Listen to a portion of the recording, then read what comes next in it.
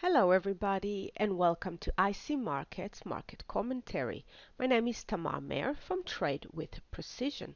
Now today we're going to get some big economic news out of the UK. So we have the monetary policy report hearing, and this is where the governor and members of the Bank of England will be testifying on inflation and economic outlook before the Parliament's Treasury Committee.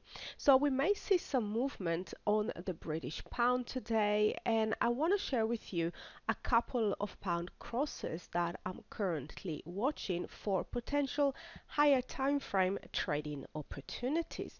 And I want to start with pound Canadian, and the level that I'm watching at is 1.61. And you can see that from this area we had a little bit of a consolidation here on the daily chart on the way up, and we pushed to a higher high. We pulled back 100% of that move, pushed again, but couldn't go higher. We actually made a lower high. And now we're pushing down again, another touch and a move higher. Now I'd like to see a little bit more of a release of this selling move. We actually moved from quite high up all the way down into that level. So maybe in and around the 1.64, we can see that top area of this consolidation before the move higher. So a little bit more into the averages and another touch at that level, a potential compressions of price. If we'll take a look at the weekly chart, what we can spot is that nice lower high that we had, but once again it's a big move to come down to that level, so I'd like to see another bounce before a potential break. Now if we'll take a look here on the monthly chart, what we can spot is that the monthly chart is still in a downtrend. So this big push, this big buy that we had was simply a pullback in the context of the higher time frame. So we had a bearish rejection candle of this high and then an indecision candle. So if we'll get a break, a decisive break below these lows of these candles, then potentially we might see a continuation of this overall trend. The next market that I like the look of, and quite similar, is pound versus the Swiss. And this is the weekly chart. And as we can see, we've got a couple of touches on this level. It's in and around the 1.10. Now, as we can see, as the market made lower highs and touched that level, we had a bit of divergence going on here in the MACD and flat to converge in the RSI. So I'd like to see once again another touch, another bounce off this level and a touch at that level. So first of all, to get another lower high, so compressions of price, and I also would like to see convergence on the momentum indicators before a potential break.